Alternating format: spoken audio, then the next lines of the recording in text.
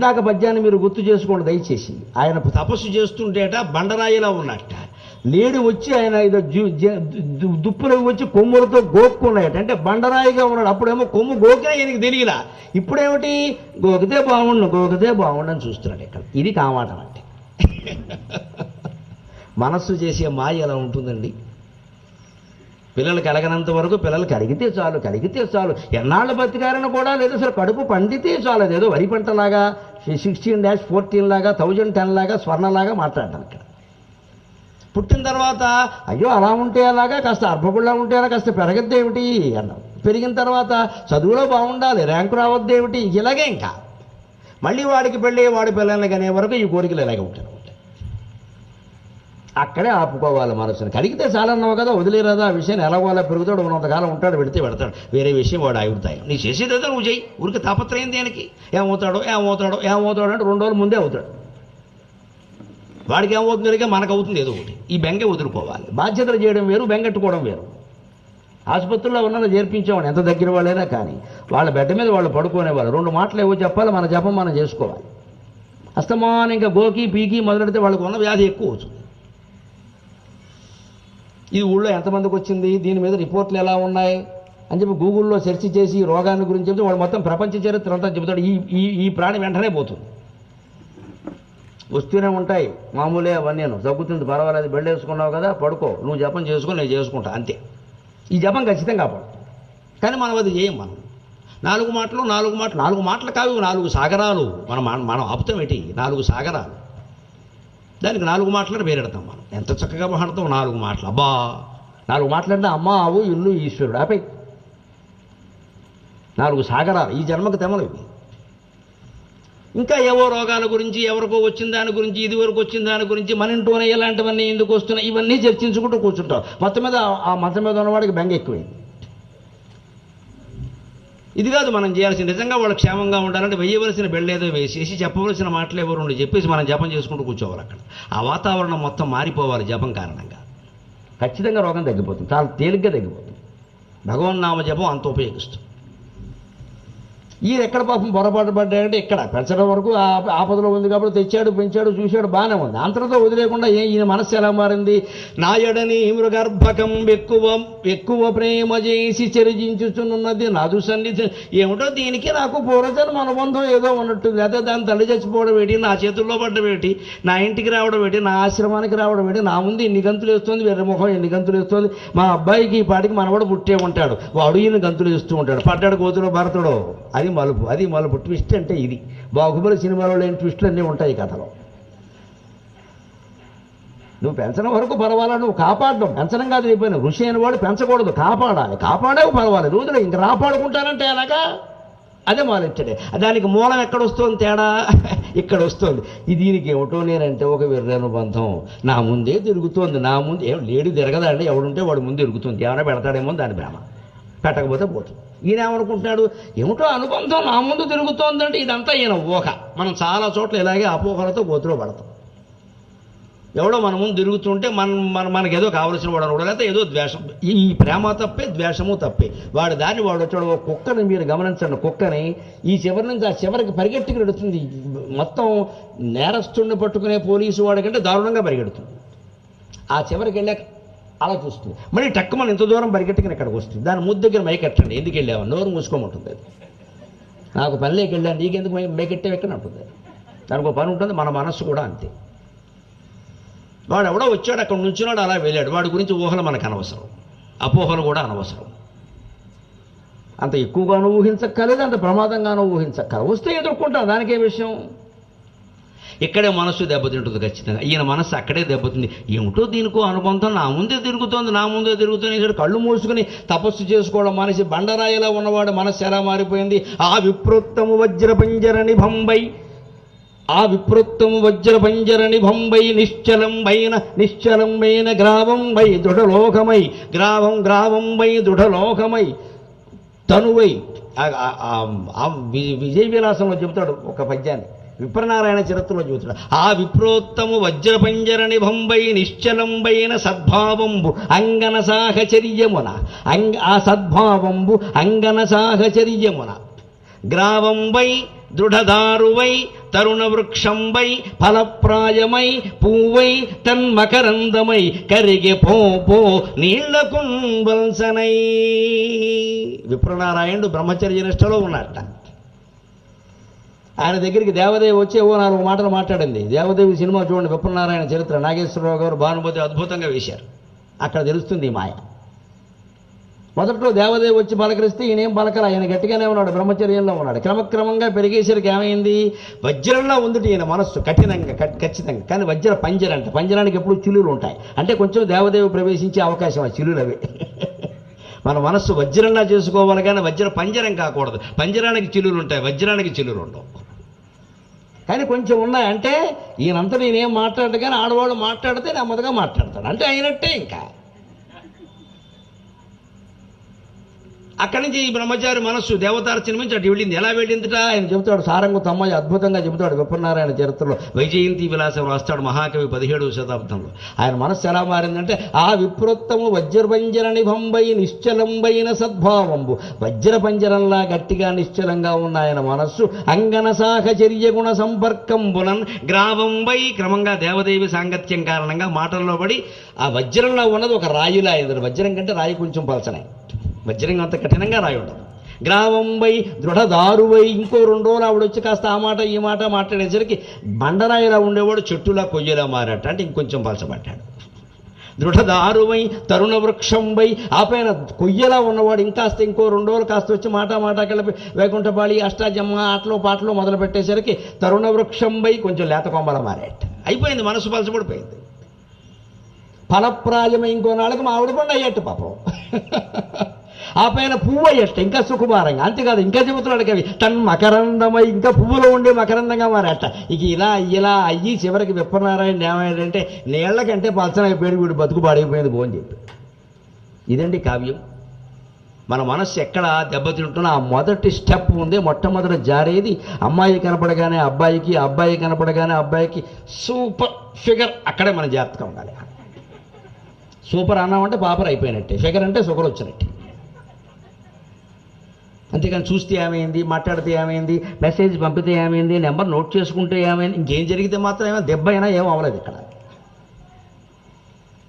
ఇదే మనస్సును కాపాడుకునే విధానం. ఇది తెలుసుండి కూడా మనం చెయ్యము, చక్కగా లొంగిపోతాం. అక్కడ ఏమన్నా అంటే వారు మాట్లాడారు కాబట్టి ఇదో పెద్ద సమర్థింపు. ఇక్కడ వారు మాట్లాడితే నేను మాట్లాడమన్న రేటు అవసరం లేకుండా చేతికి వీడికి వచ్చి ఉంటుంది, ఆయన ఆవిడని అడుగుతాడు టైం ఎంత అయిందని. సరదాగా మాట్లాడడానికి ఇక్కడ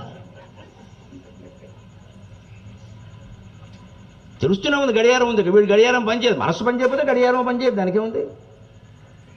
ఇదే వ్యవహారం. ఇక్కడ ఈయన మనసు, అక్కడ స్త్రీ విషయం వదిలేయండి, పురుష విషయం వదిలేయండి. లేడీ అయినా అంతే, తేడా ఉండదు. ఇది తెలుగు మాట, అది ఇంగ్లీషు మాట. వ్యవహారం ఒకటే, బంధం ఒకటే. అందుకని ఈయన మనస్సు ఏమైంది, క్రమంగా పో నీళ్లకున్వల్సనై. ఈ దీంతో సాంగత్యం అని ఏమైందంటే, నా ఎందు ఎంత ప్రేమ దేనికి, నా ముందే ఇలా ఆడుతోంది, ఎగురుతోంది అని చెప్పి రావే ఎర్రిమోఖం అని చెప్పి అది తినే గడ్డి పరకల్ని ఈయన కోసి నోట్లో పెట్టి తినిపించడం మొదలెట్టాడు ఆయన. ఇంకా డబ్బా పాలు మొదలయ్యే ఆసుపత్రిలో. ఇది కథ. ఇన్ని ట్విస్టులు ఉంటాయండి. అసలు ఎటువంటి వాడు, ఆయన తండ్రి ఎటువంటి వాడు, వృషభదేవుడు 5000 ఏళ్ళు తపస్సు చేశాడు ఆయన. మొత్తం దత్తాత్రేయ స్వామి కంటే ఘోరమైన తపస్సు అది. ఆయన కొడుక, ఈయన కూడా తక్కువ వాడు కదా. ఆ గంగానదీ తీరంలో తపస్సు చేస్తుంటే లేళ్ళు దుప్పులు వచ్చి కొమ్ములు పెట్టి గోకుతున్నా సరే తెలియలేదా. అటువంటి వాడు ఇప్పుడు గోకితే బాగుండు, పీకితే బాగుండు, దగ్గరికి వస్తే బాగుండు, ఏమిటో నేను పడితే కానీ ఆ కుప్పుడు మీద కూడా తింద పాపం వెర్రి మొహం అలా అయిపోయాడండి. అప్పుడు చూసిన వాళ్ళకి పక్కన ఉండే ఋషులకి ఇటువంటి లేడీని వదిలిపెట్టిన వాడు లేడీని వదిలిపెట్టి ఎలా వచ్చాడని అనుమానం వచ్చింది. ఇదే బంధాలు తగిలించుకోవడం, కాపాడడం వేరు, రాపాడుకోవడం వేరు. అక్కడే జాగ్రత్తగా ఉండాలి జీవితంలో. పిల్లల సంరక్షణ, ఆస్తుల సంరక్షణ, అంత సంరక్షణ అని చెప్పారు. యజమానైన వాడు తన ఆస్తికి తానే ధర్మకర్తగా ఉండాలి. దాన్ని పిల్లలకి ఇచ్చే వరకు, లేదా ఇవ్వవలసిన వాళ్ళకి ఇచ్చే వరకు. అంతేగాని రోజు డిపాజిట్లు బంగారం లెక్కెట్టుకుంటూ మంచం మీద పెట్టకూడదు. ఎవడో ఐటీ వాడు వచ్చి పట్టుకుపోతాడు, జైల్లో బారేస్తాడు. అక్రమ ఆస్తులు అంటే ఉన్నాయి, ఎవడికి ఇవ్వాలో వాడికి ఇస్తాం. రోజు లెక్కెట్టుకోవడం దీనికి పని లేక అంత ఉన్నాయని చెప్పుకోవడం, గొప్పలు ఎంత ఉందనుకోవడం అని అనవసరం. వదిలే, ఇంకా తాళాలేసే ఓ చోట బారాయి. తాళం ఎక్కడ పెట్టావు గుర్తుపెట్టుకో, అంతే చాలు. మనకు దొరకకపోతే అలాగా అంతవరకు ఇంకా తాపత్రయం వద్దానికి. అదే నేర్చుకోవాలి కథ నుంచి. అందుకని నేను పాపం నేర్చుకోకపోగా ఇలా పడ్డాడు. అది విచిత్రంగా ఏముంటుంది దానికి నేను అని ఏం చేసేట అంత ప్రేమ చూపిస్తున్నాడు. పాపం నేను కూడా ఉండకపోతే ఏమైపోతుంది అమాయక ప్రాణి, దాని తల్లి తండ్రి మేనమామ మేనత్త అని ఈయనే మొత్తం ఇంకా ఆధార్ కార్డు మొత్తం ఇచ్చాడు, పాన్ కార్డు జత చేశాడు. ఇంక ఈయన బతుకు ఏమైంది వెత అవుతుంది. ఇక చూద్దాం కథ.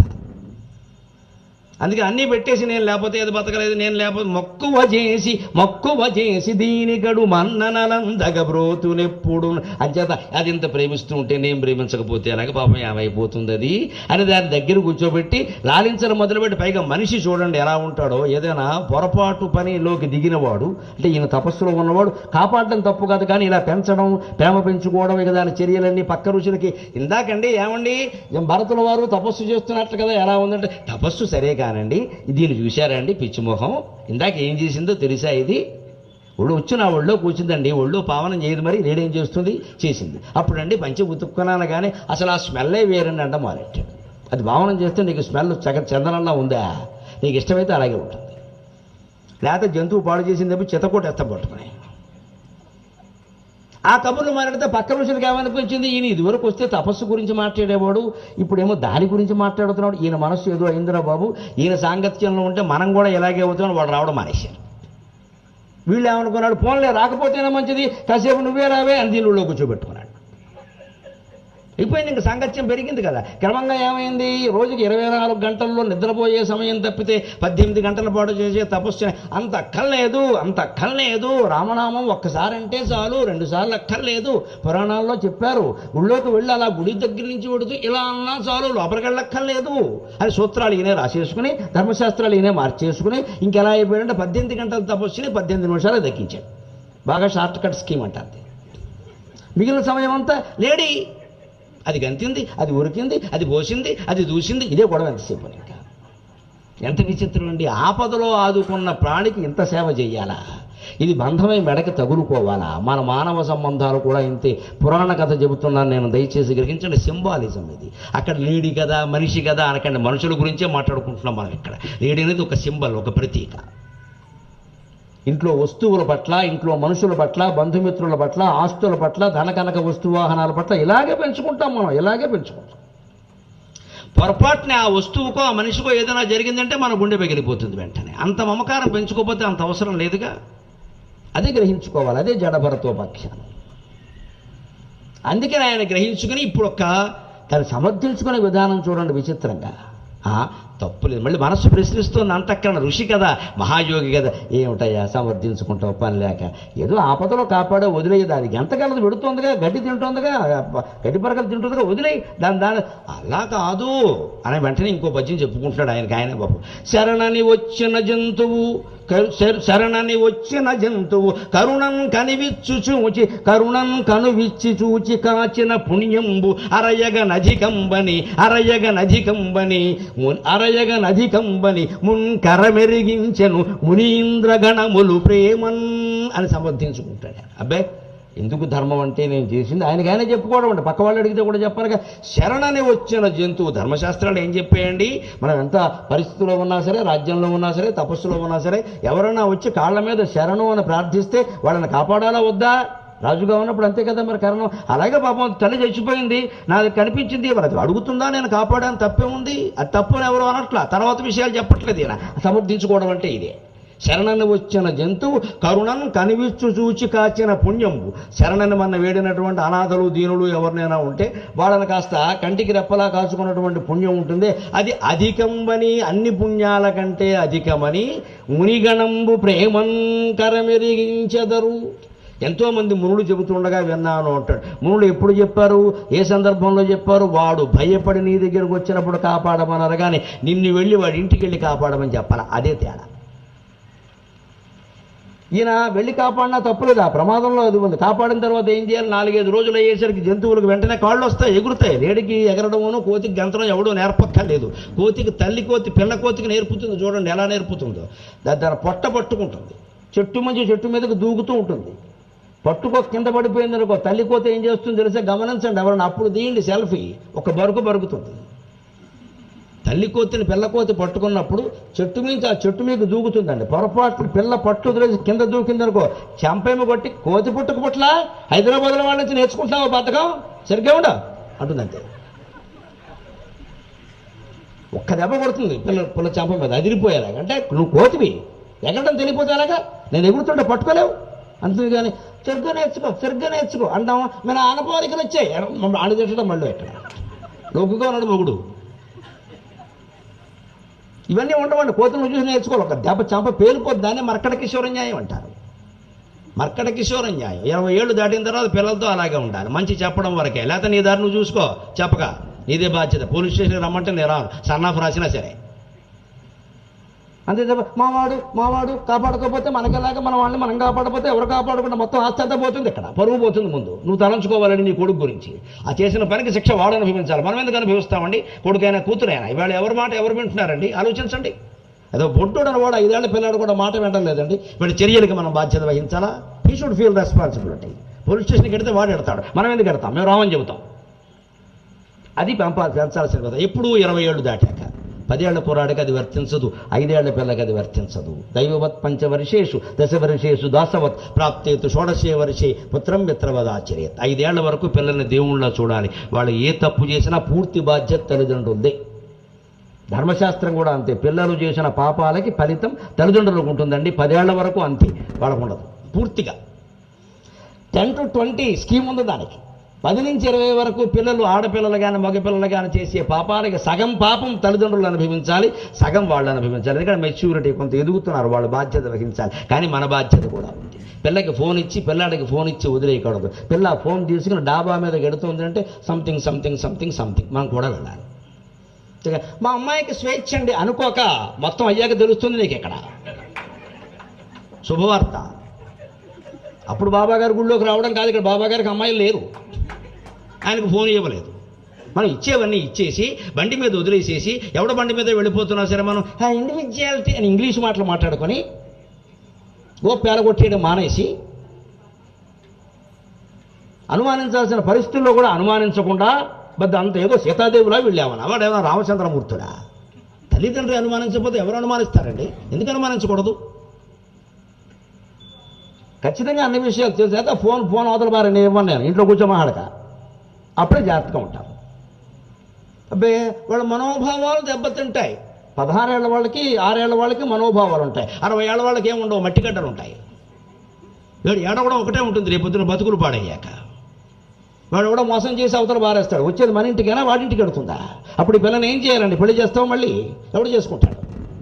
ఇంట్లో పెట్టుకుని ఏడవడమేనా తల్లిదండ్రి? ఆ ఏడుపేద ముందే ఏడిస్తే ఇది జాగ్రత్త. అదే మనకి జలభరతోపాఖ్యానం. ఎంతవరకు పెంచాలి, ఎలా పెంచాలి? 10 to 20, సగం బాధ వాళ్ళ, సగం ఫలం వాళ్ళది, సగం ఫలం అది. 20 దాటింది, స్పష్టంగా ధర్మశాస్త్రమే చెప్పింది. మొత్తం పాపం పుణ్యం అన్నీ వాళ్ళవే, తల్లిదండ్రులకు సంబంధం లే.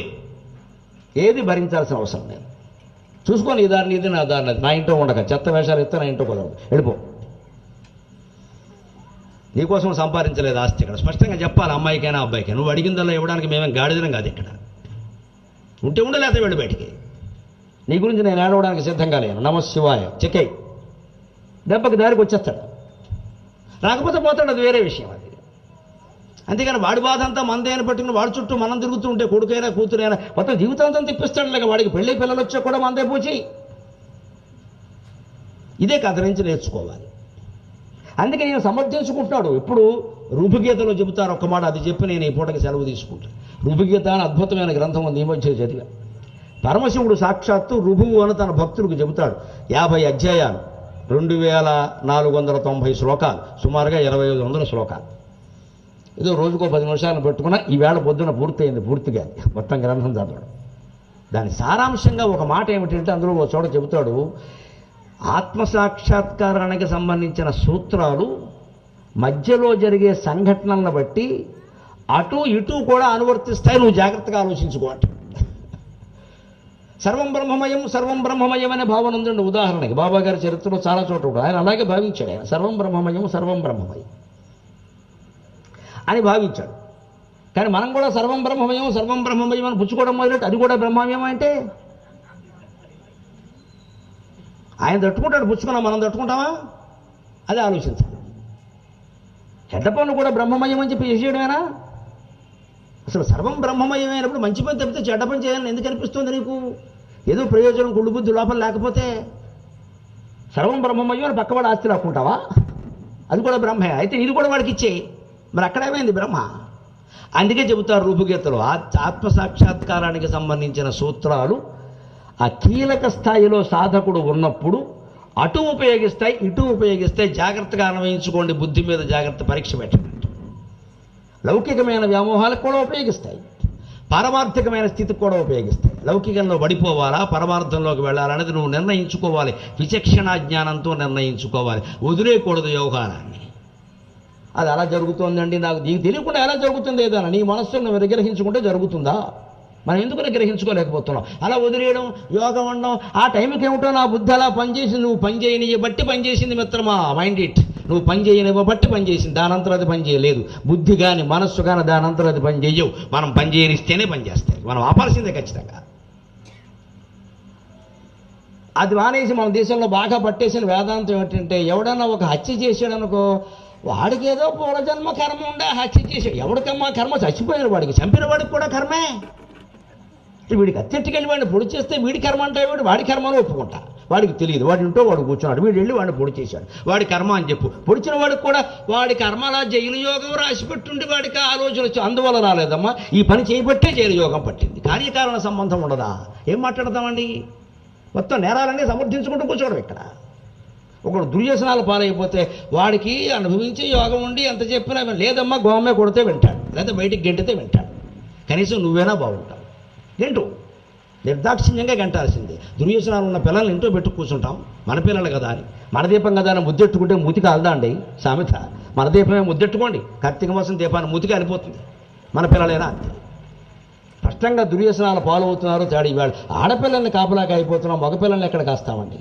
అంతా మొత్తం పబ్బులు క్లబ్బులు తయారయ్యారు. డ్రంక్ అండ్ డ్రైవ్లో దొరుకుతున్నది ఆడ మగ తేడా లేకుండా అందరూ దొరుకుతున్నారండి. ఇళ్ళకెలా రాణిస్తామండి వీళ్ళని?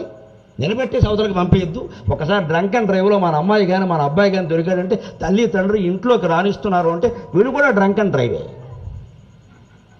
ఎందుకే తప్పు చేసామని అడగద్దా, పైగా రక్షిస్తామా? నా పేరు చెప్పకపోయావా? మన పేరు ఇందుకా? పోలీసులు ఏం చేస్తారు? వాళ్ళు వదిలేస్తారు దేశాన్ని. వాళ్ళ పిల్లలా వదిలేస్తారు వాళ్ళు కూడా. రేపు జరిగే ప్రమాదాలు అంతర బాధ్యత వహించాలంటే మమకార రహితంగా ఖచ్చితంగా ఉండవలసిందే. లేకపోతే ఇగో ఇంత యోగికి ఏ గతి పట్టిందో ఇంకా రేపు చూద్దురు కానీ సినిమా. ఆ వ్యామోహం ఎంతవరకు పెడుతుంది అనేది రేపు చూద్దురు కానీ సినిమా. మన జీవితంలో బంధాలైనా అంతే, మనం జాగ్రత్తగా ఉండాలి. 10 ఏళ్ల వరకు పిల్లల పట్ల పరిస్థితి వేరు, 20 ఏళ్ల వరకు వేరు, 20 దాటాక వేరు. ఖచ్చితంగా మర్కట కిషోర న్యాయం. నేను చెప్పినట్టు వింటావా, బయటికి ఎడతావా తెలుసుకో. నా బతుకు నీ మీద ఆధారపడి లేదు. నువ్వేదో నన్ను వృద్ధులయ్యాక చూస్తావనే ఆశలు నాకే అవసరం లేదు. నా కర్మ నేను నిర్వర్తించుకోగలను. Get out. ఇటువంటి వ్యసనాలు ఉండవాడు నా ఇంట్లో ఉండడానికి వీళ్ళని. వాళ్ళదానివైనా సరే, మోగాడువైనా సరే కుదరదు ఇక్కడ అని తల్లిదండ్రి చెప్పాల్సింది. తండ్రి చెబితే తల్లి సమర్థించాల్సిందే. కన్నీళ్లు పెట్టుకుని ఏడుస్తూ కూర్చోకూడదమ్మా, ఖచ్చితంగా సమర్థించాల్సిందే. లేకపోతే సంసారం మొత్తం దెబ్బైపోతుంది. మమకారం అనేది విషయం మొగాడికి ఎంతో ఆడదానికి ఎంతో తెంచేవలసిందే ఖచ్చితంగా. అలా ఉండకపోతే దెబ్బతింటుంది. అదే కథ. అందుకే భాగవత పురాణాల్లో నేను చెబుతున్న పేర్లు ఆ వాటిని బట్టి సింబాలిజాన్ని అర్థం చేసుకోండి దయచేసి. అందుకని భరతుడు ఎప్పుడు ఎక్కడున్నాడండి? ఈ లేడి పిల్ల గర్భస్రావం ఏ చెరువు అయిందండి? నీకు ఎందుకు సెల్ఫీ దిగుతావా? ఈ చారిత్రక వివరాల్లోకి వెళ్ళకూడదండి, విషయం తెలుసుకోవాలి.